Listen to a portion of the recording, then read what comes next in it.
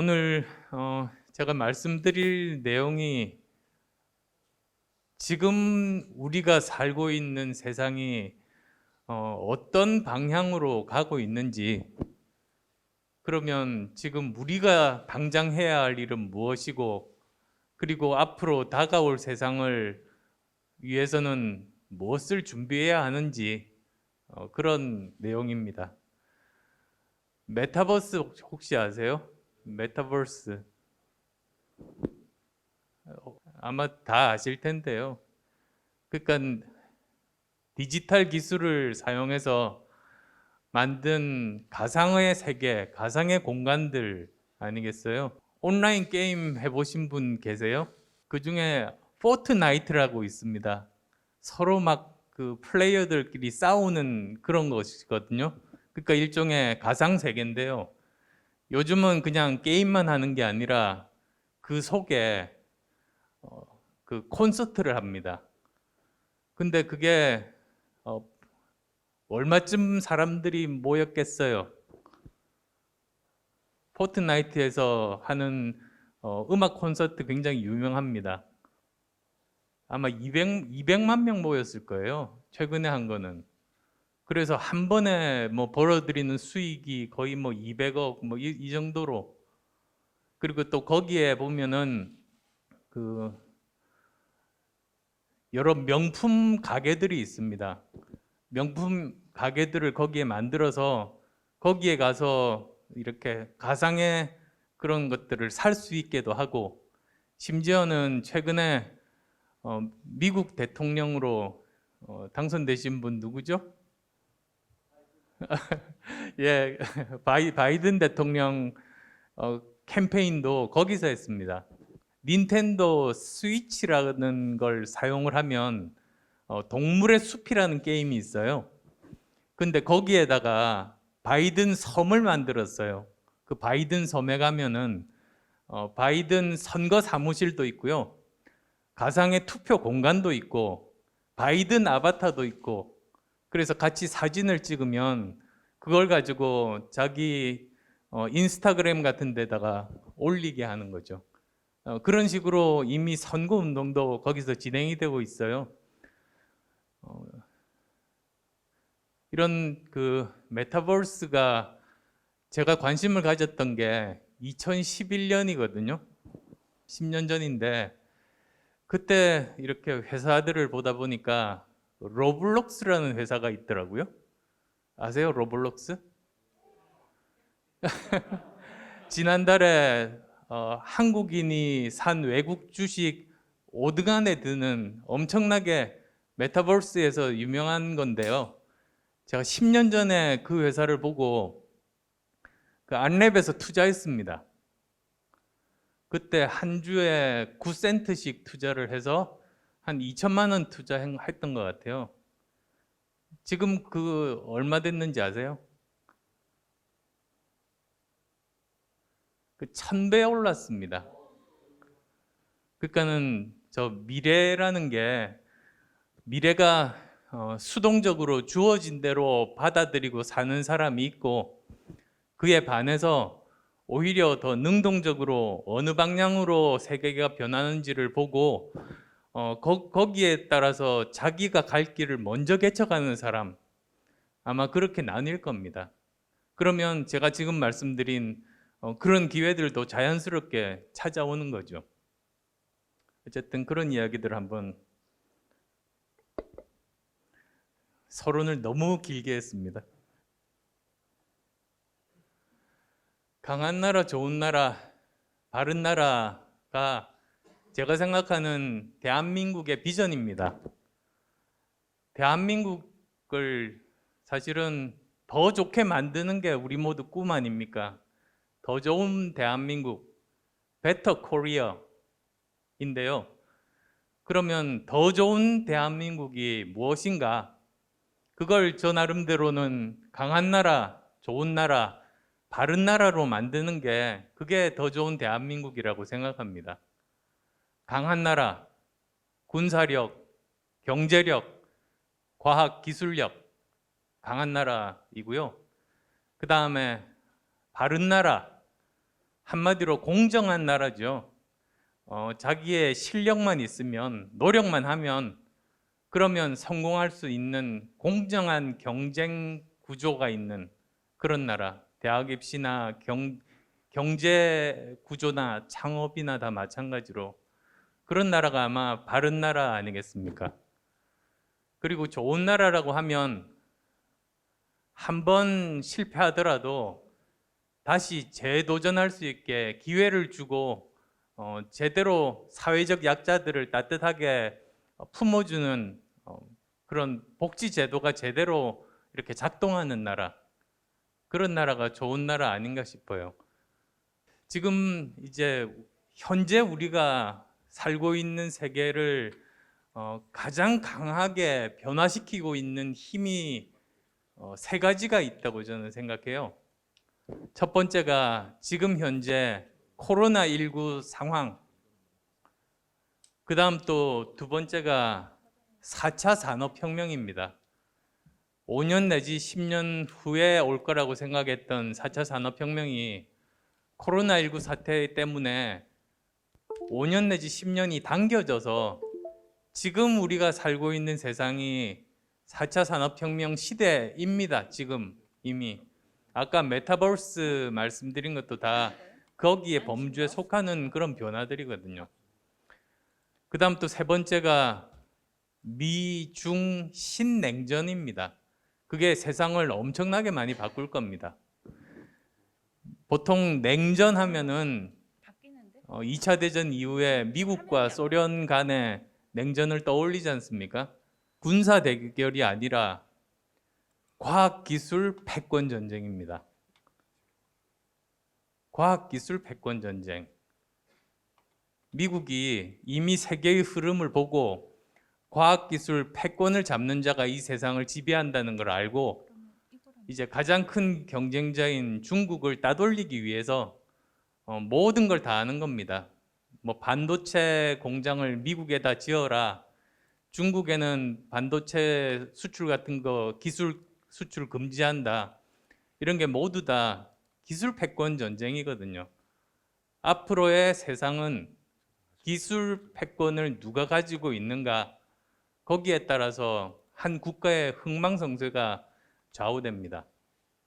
그래서 이런 세 가지가 세상을 어떻게 바꿀 것인가, 지난 1년 반 동안에 코로나19 사태 동안 저한테 가장 인상 깊었던 사건이,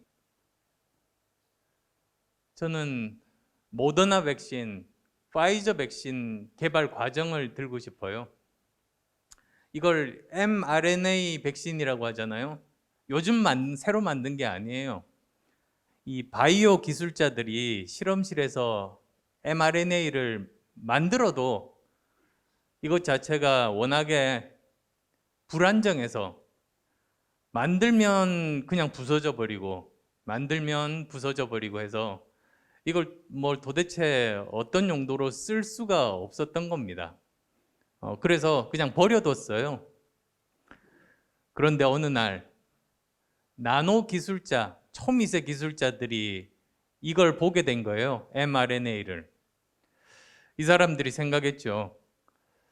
저거 우리가 지금 만들어서 쓰고 있는 게 있는데 그게 지방질로 초미세 입자를 만드는 기술을 이 사람들이 가지고 있었던 거거든요. 그걸로 이 mRNA를 덮어 씌우면 그러면 파괴가 안 되고 제대로 쓸 수 있을 것 같다는 생각을 하게 된 거죠. 그래서 나오게 된 게 모더나 백신, 파이저 백신입니다. 그래서 전혀 다른 분야, 서로 만날 일이 없을 것 같은 다른 분야의 기술끼리 서로 만나서 융합을 일으키면서 지금까지 지구상에 없었던 새로운 종류의 백신이 그래서 탄생한 거죠. 근데 스토리가 여기가 끝이 아닙니다. 초창기 mRNA 백신 개발 과정을 미국 정부에서 알았어요. 그래서 미국 정부에서 한 일은 뭐냐?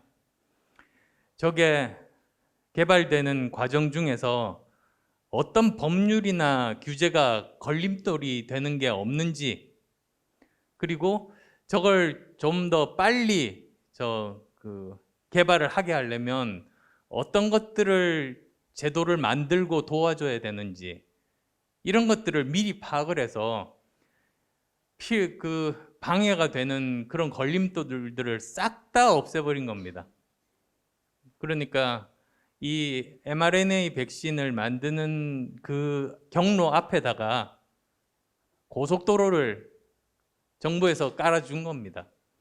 그리고 수조 원을 투자를 해서, 보통 백신 만드는 게 5년에서 10년 걸리거든요. 1년도 안 돼서 나오게 된 겁니다. 자, 그러면 여기서 우리가 이 스토리만 아시면 전 세계가 이제 앞으로 어떤 방향으로 갈 것인지, 어떤 나라가 흥하고 어떤 나라가 망할 건지가 이 스토리에 전부 담겨 있습니다. 즉, 여러 가지 다른 기술들끼리 자유롭게 서로 융합하고, 그리고 실패를 두려워하지 않고 시도를 하고, 한 번 실패하면 벌 주는 나라에서는 이런 거 안 되거든요. 그리고 그 다음에 정부가 기술을 이해를 할 수 있어야 됩니다. 왜 그러냐? 어떤 사람은 그러죠. 아니, 정치나 또는 리더가 모르는 분야 전문가 쓰면 될 거 아니냐고 하잖아요. 그게 옛날 산업화 시대 때는 통했습니다. 지금은 아닙니다. 왜 그러냐?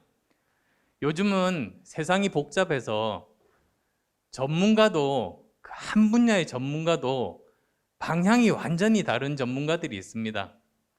더 좋은 예로, 자, 원전에 대한 전문가들을 보시면 탈원전 해야 된다는 전문가들이 분명히 존재하고, 이제 원전, 특히 소형 원전이 우리 미래의 방향이라고 생각하는 그런 사람이 있어요.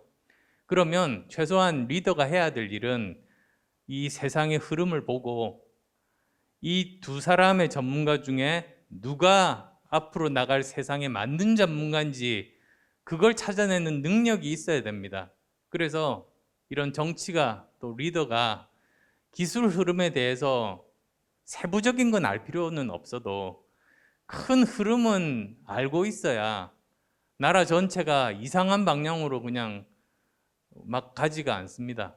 아마 내년 정도에 위드 코로나는 없어지지 않고 우리 옆에 그냥 계속 존재하지만, 모든 사람들이 다 백신을 맞고, 그리고 원할 때는 언제든지 백신을 맞을 수 있는 정도의 환경이 되면 사망률이 독감 정도로 줄거든요.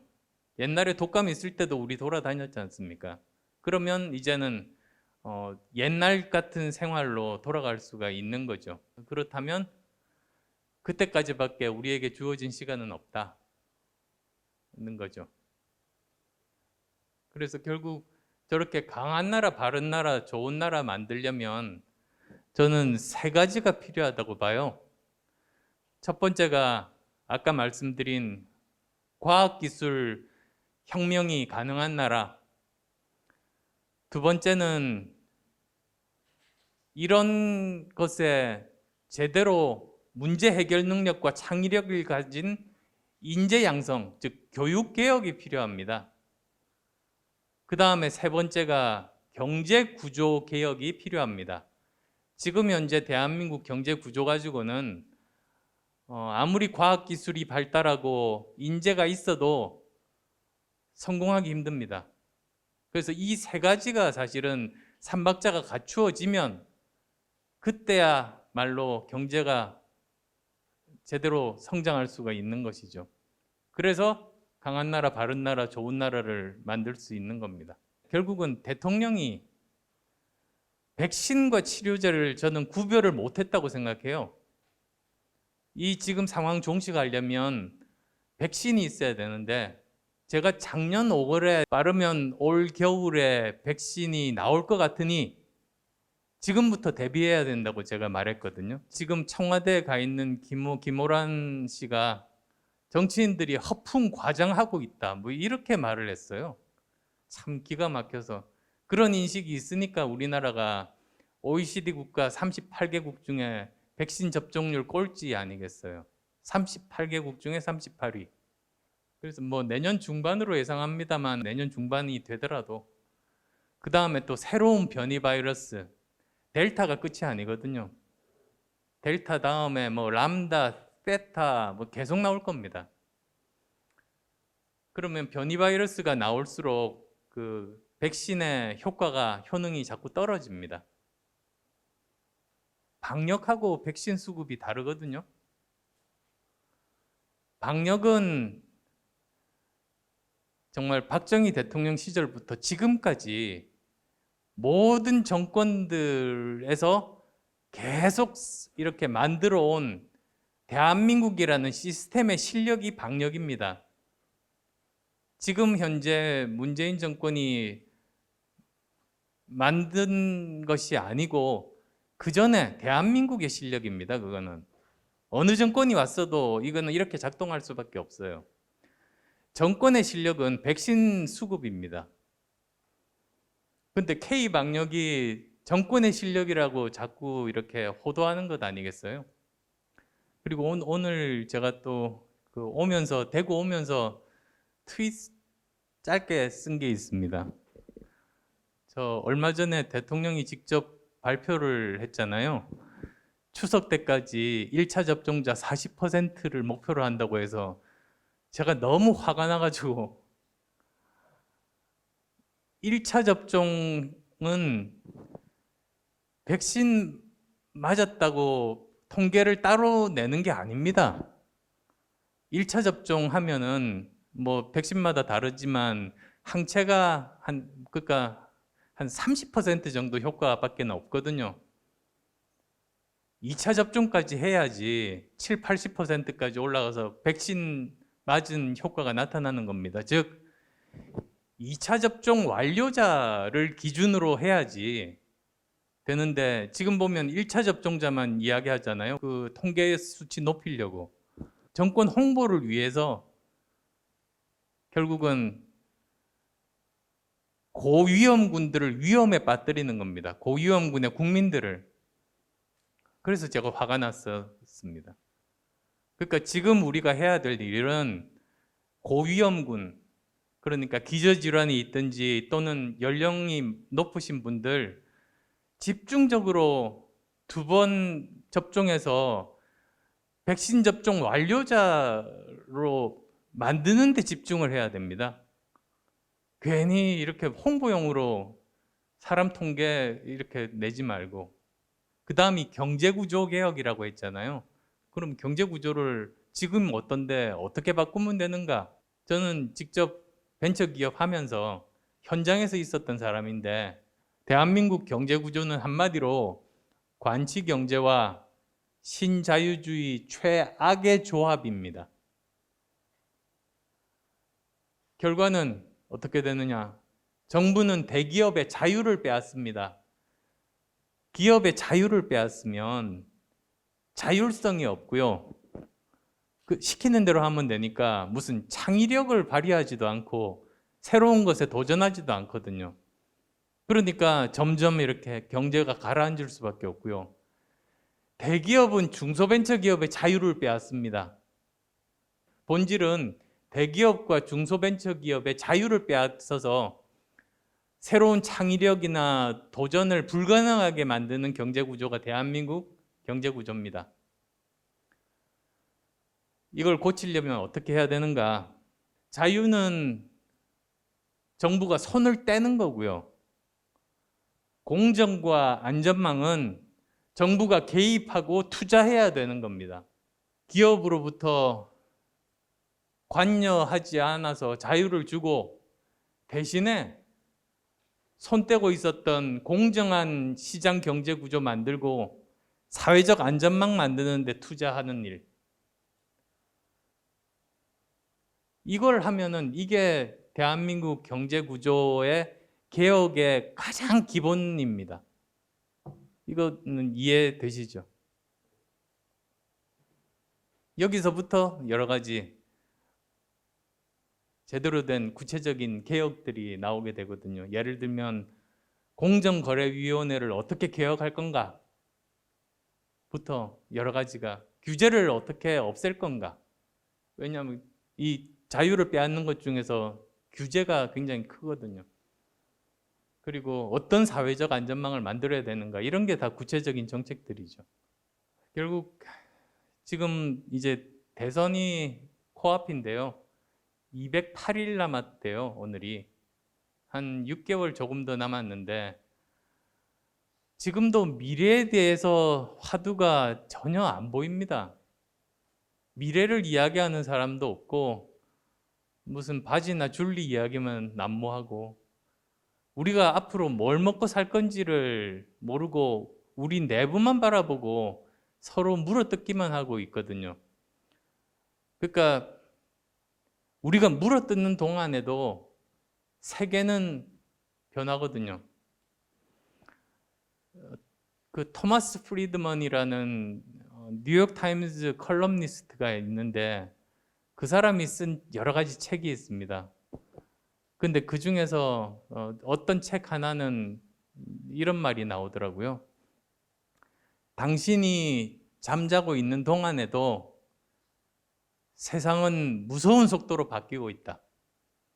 우리는 내부에서 물어뜯고 있으면 바깥 세상은 정지하고 있는 게 아니고 무서운 속도로 지금 변화하고 있는 지금 와중에 있습니다. 코로나 때문에 더 큰 변화가 빨리 왔어요. 그러니까 지금 미래에 대한 화두를 제대로 담론을 만들지 않으면 우리나라 미래는 굉장히 암울하다.